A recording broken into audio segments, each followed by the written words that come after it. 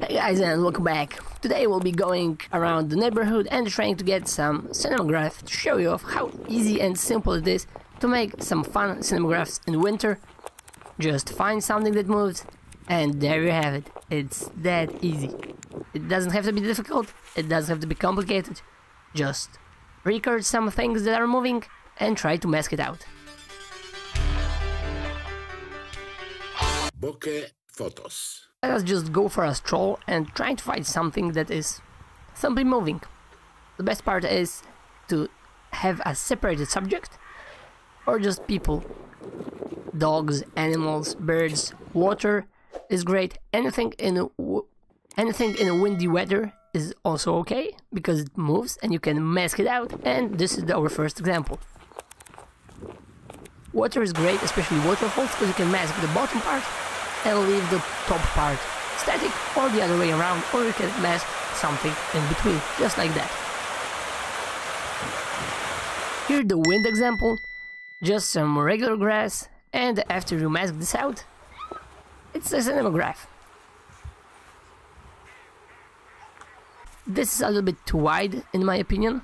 Just take a look, it's a little bit speed up. Let's zoom it out, zoom in, and now we can freeze the frame and leave only the child on the swing moving. So this is something very slow like that, and suddenly everything freezes. And there you have it, it's that simple. Another example, birds and animals. Especially if they're flying inside and outside of the frame, it's that much simpler to edit and mask, because everything is masking. From the right part we want a bird that just simply goes out of the left side, out of the frame. So the bird is lifting off and moving out and flying out, sorry. The busy part of all those birds, it shouldn't be that visible and not a problem, just like that. And there you have it. A simple cinemagraph you can loop, and this is the original one. And that's it, nothing more, nothing less. So let's try and make another example. This part is crucial because we have three parts. We have the foreground, which is static. We have the river, the lake, which is dynamic. It moves. There is some movement. The birds are moving, the ducks. Then we have some people. And in the background we have cars, trams, and some traffic.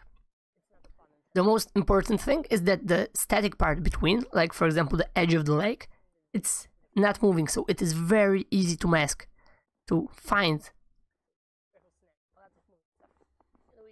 a spot that is animated, looks natural, and just simply mask this out, copy it, loop a couple of times, and nothing more that you need. You can of course always make this between a couple of things or frame it a little bit differently.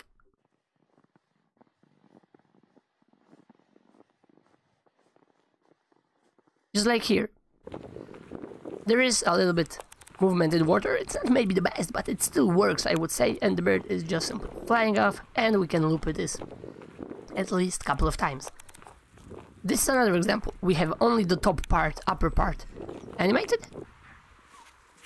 Speed up a little bit, and there is simple movement. Here we have a frame inside the whole image. We have frozen a frame, and the movement is only between a couple of things. Couple of obstacles. This is just framing as in a regular photography. And now you can see how it works after the movie. So this is our dynamic part, this is our static part, and as you can see those people are still moving, and the foreground, this is static, so we don't really have to have anything there.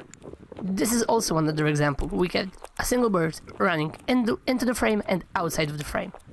Additionally, the same stuff, we can mask only the upper part, so the people and cars are moving and everything else is static. It's really that simple and that much fun to do because it's easy. There is no way you can make it wrong.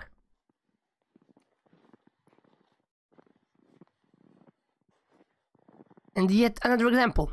Here I would like to have either the chimney animated or the birds, or maybe let's try and do it both, because we have all the frames we need. There's a lot of movement in the sky, and for example we can freeze this, and we have only the smoke. The birds are making this a lot more dynamic in my opinion, because there is something hanging in the sky, which usually doesn't happen. And on the other hand, we can make the birds move outside and inside and outside of the frame, and the smoke is simply static. Let's move to the final cinemagraph we make. This is the most classic example. We use those trees to just frame everything inside. Just record a couple of minutes, some people passing by, some cars passing by. Let's wait a second.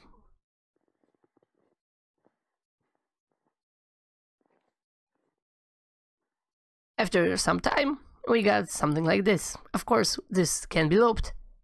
And there you have it. It's that simple. Especially it's fun because it's easy to mask. As I say with every cinemagraph, the most important part is easy masking. This is static. Everything in between can move. On the left side and the right side, this is static, but as you can see, this bicycle guy, this could be on the left side or on the right side. And it will add a little bit of dynamic to the whole image, because we got something that is moving, which is frozen. And this is the most important part. Also, it's very, very crucial to have things that are simply frozen, because other than that, it's a simple static image with a little bit of movement. It's not that much interesting. If there's a lot more things that should move and only a single part is moving, it makes this a lot more enjoyable.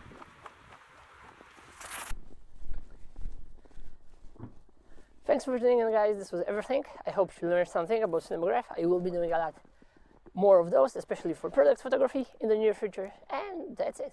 Hope you like it. Check out the post-production. Will come in a second. And see you later. Bye for now.